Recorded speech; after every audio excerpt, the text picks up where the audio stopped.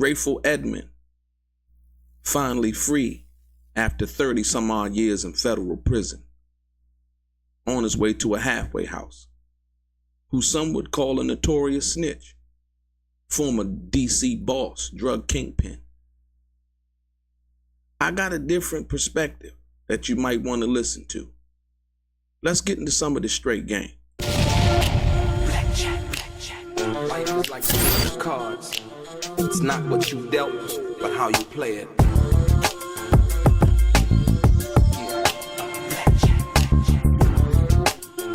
Play each situation correctly. I remember they used to laugh at a brother.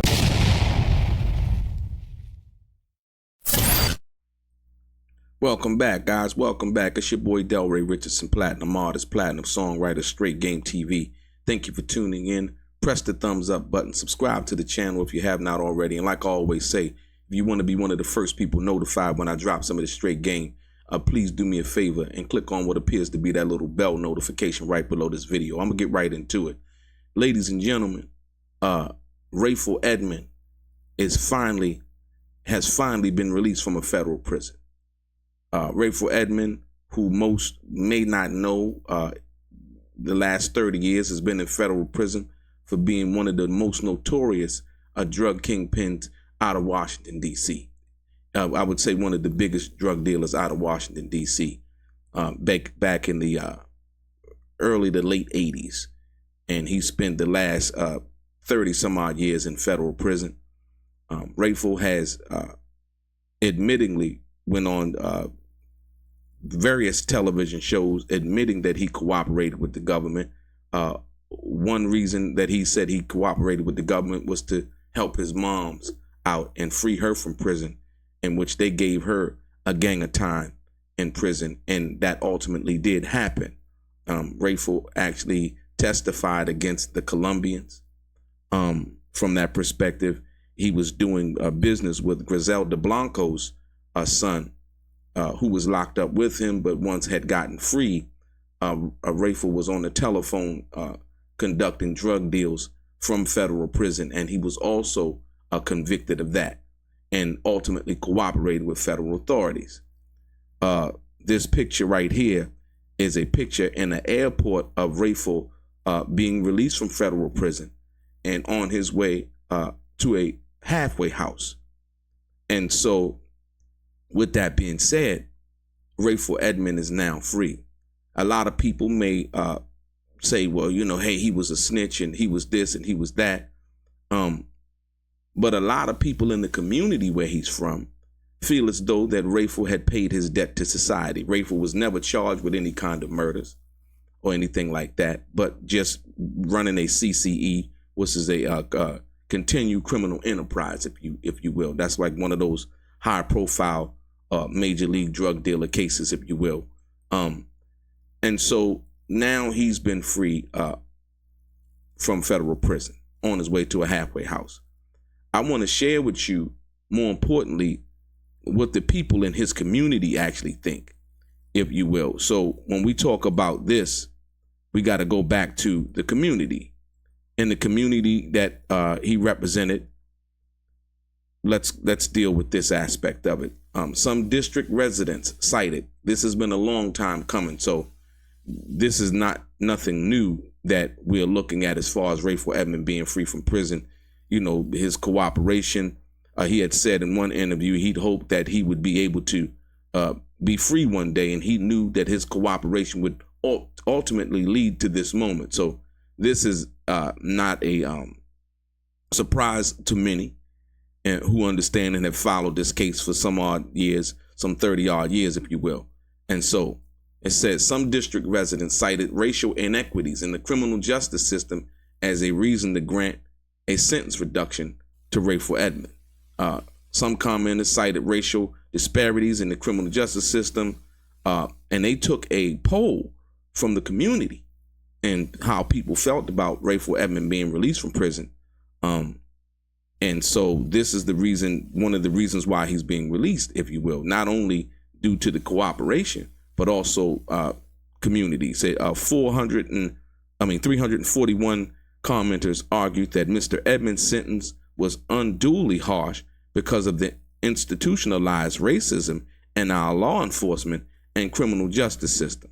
A comment is 265 stated that they constantly give blacks more time than whites for the same crime. Commenter 344 wrote, "Thank you for taking time to give another African American a chance at freedom." So this was actually submitted by the Attorney General of Washington, D.C. And what they wanted to do before they freed Rayful Edmond was go to the community first and see how the community felt about him being released back into the community. And they took a long, this was basically in 2019 that this what I'm showing you right now, where this happened from that perspective. And you go to the background of Rayful's case from that perspective, Rayful Edmond criminal case, and the present motion to reduce his sentence. In 1990, the court sentenced Mr. Edmonds to life in prison after a jury convicted him of engaging in a continuing criminal enterprise, the CCE, conspiracy to distribute and possess with the intent to distribute large quantities of cocaine and cocaine base, unlawfully employing a person under the 18 years of age, interstate travel, and aid of racketeering and other offenses, with credit for pretrial detention, meaning the time that he was locked up before he went to trial because he wasn't given a bail. They gave him time credited for that. I think he spent like 2 or 3 years down in Lawton in D.C. Before he was sentenced to 30 years in prison. And so Mr. Rayful at that particular time that this motion that came up had been in prison for 30 years. On February 15th, 2019, the United States, as the prosecuting authority in this case, moved to reduce Mr. Edmonds' sentence based on the substantial assistance he has provided to federal law enforcement in its investigation and prosecution of other criminals, basically letting it be known that Rayful Edmonds was a confidential informant for the government, and the government was now seeking to reduce his sentence based on the cooperation that he had provided. The Attorney General efforts obtaining the community views. So basically, the Attorney General went into community. They wanted to know how did the community feel about that, and those were some of the reasons that the community thought that Rayful should be freed, if you will. Attorney General Racine took a broad and varied approach to obtaining views of the community concerning whether to reduce Mr. Edmonds' sentence. First, the Attorney General created a website where individuals could share their opinions and provide comments. See community feedback about Rayful Edmonds' resentencing at rayfuledmondsfeedback.com. Last visited August 26, 2019. The questionnaire on the website asked respondents to state whether they thought that the court should reduce Mr. Edmonds' sentence, and if so, whether Mr. Edmonds should be allowed to return to the district. It also asked respondents to specify in which ward of the district they live. Commenters were able to submit their opinions anonymously, if will. So this has been something that's been going on for a while. It's been a long time coming, and ultimately Rayful Edmond dealing with the government, working with the government, I guess also from the community speaking out, saying that, hey, you know what, 30 years is enough time for him. And Rayful, let's be honest, he was young when he went to prison. He was a young guy when he went to prison. He's now 60 some odd years old. Do I feel like he has done the time that was, I really don't know. I really don't know. Like I said, because there's people who were directly affected by the crack epidemic. But if what they call the CIA bringing in drugs and introducing crack and all of that, the Nicaraguan thing, and all of those things that go into that, like I said, there were a lot of people that were involved in this cocaine crack thing back in the 80s and introducing crack, like I said, to DC as well as other inner cities. So like I said, Rayful Edmond has to answer to Rayful Edmond. And there's going to be a lot of people who talk about, oh man, he's a rat, he's a snitch, he's this, that, and the other. Now, if you were involved with Rayful Edmond's case and he testified against you or sent you to prison for an undue amount of time, then you can be mad at him. For all the other people who want to comment, they're just comments, basically. And I take it as such, like I said once again. But the people who were directly affected from the, Rayful Edmond didn't invent crack cocaine. Let's be clear. You know what I mean? He just sold it a lot, like a lot of other people back then. And it destroyed a lot of communities, a lot of households and things like that. But that wasn't something that he invented. Let's be clear. And so when we deal with those facts, like I said, the people who were involved in his case, and they felt like he was wrong for the loyalty oath that they had took at one time, and and being loyal to him, and him supposed to being loyal to them, and he felt like that they were wrong some way involved with that. Those people have a genuine gripe, if you will, and you would hope that one day that they possibly could sit down and say, hey, you know what? We did what we did, the time, the things we did, and, he can apologize to them for what he did to them. If that was some way, somehow, something that they can come to. But if not, then, I think it'll handle itself the way it handles itself. I don't think Rayful Edmond is going to be Alpo. I don't think Rayful Edmond is that careless, if you will, to come back and move from that perspective. I think him actually, being himself, not going under the witness protection under phase 2, where they change your name and all of these other things and so on and so forth, like Nicky Barnes, I think says, he's ready to make amends for the people that he hurt directly dealing with in Washington, D.C. from that perspective. But like I said, for his first trial, Rayful didn't tell on anybody, from what I understand. From his first trial, where they had the bulletproof glass, they held all of that stuff in the courtroom. Like I said, during that time, I was, back home in the 80s. I used to go to D.C. Rayful used to ride around in a limousine and all of that. Like I said, I never met him, but heard a lot about him, and some people that I know knew him very well from that perspective. But more importantly, the first trial that he had, Rayful didn't tell on anybody or cooperate against anybody. He took the hit. That's why he got the 30 years.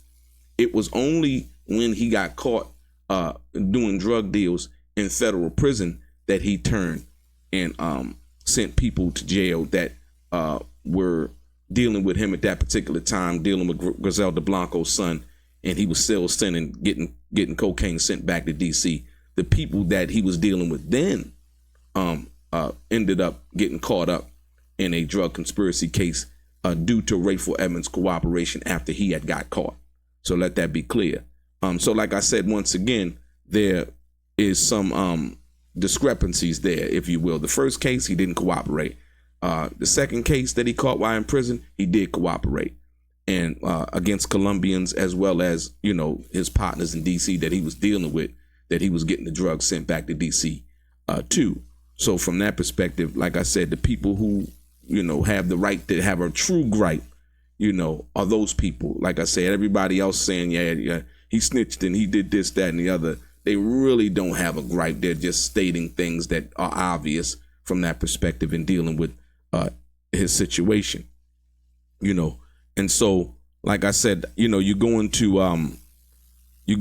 the situation involving, the community and how the community felt. And this is basically, how they felt about it.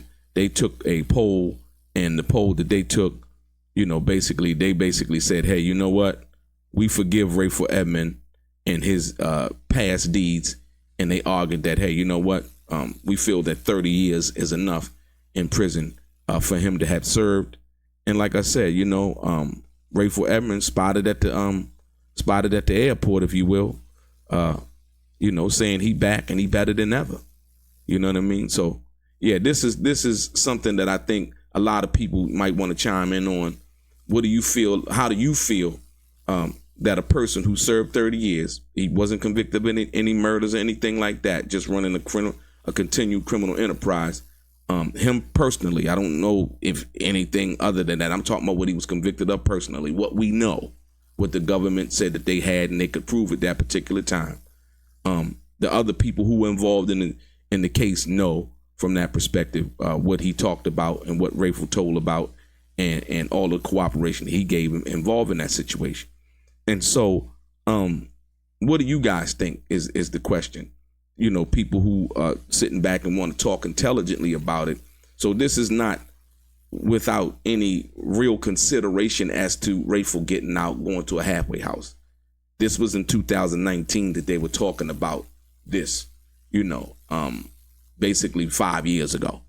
And so now that it's happened, this is nothing new to the people who have been following along with the case and understood that, yeah, ultimately, based on his cooperation, he would be ultimately one day free from prison. And that day has come. And so what do you guys think about it as far as, do you think that Rayful Edmond deserves a second chance, despite his cooperation with the government? Because there's a lot of people who cooperate with the government who come home and get accepted back into the community. I think ultimately it's up to what the person does at that particular time. A lot of people would say, hey, oh man, it's this, that, and the other. But, you know, until you've walked in those shoes, and you have had a lot of people who have walked in those shoes, went to jail, never cooperated, done the time, and they should be respected for that, highly respected for that, because once again, they kept their word, their oath, and they didn't get weak, I would say, or fall under the pressure from that perspective. And they did what they did, and they stood on what they did. They didn't feel like it was something that they could cooperate with law enforcement for to give them a lighter sentence. But like I say, Rayful didn't talk about or tell on anybody in his initial sentence, in his initial case. So for that part, he was respected, right? It wasn't until he got caught up in the case involving him still dealing drugs from behind bars, in which he cooperated. And so one doesn't make one better or worse. But like I said, I wanna get you guys' opinion. What do you think? Do you think that he deserves a second chance, or anybody deserves a second chance for that matter, in dealing with his situation? You know, I think the people of his community had spoken out and said, hey, yeah, you know what? 30 years is enough.